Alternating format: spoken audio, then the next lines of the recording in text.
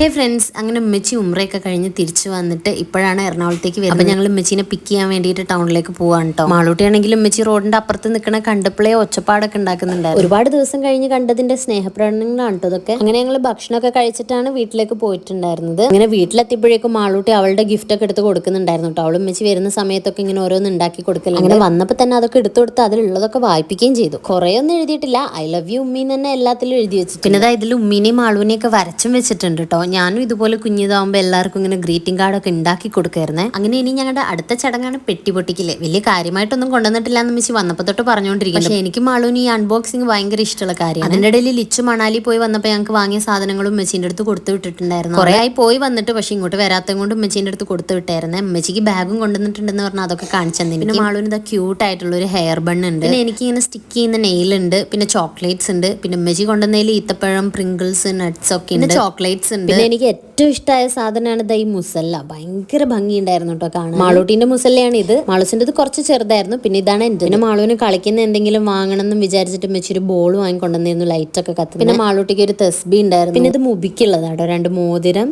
പിന്നെ വാച്ച് ഉണ്ടായിരുന്നു. മാളൂസിനെ കെട്ടാൻ പറ്റിയ നല്ല കുഞ്ഞു വാച്ച് ഉണ്ടായിരുന്നു, ഗോൾഡൻ കളറും ബ്ലാക്ക് കളറും.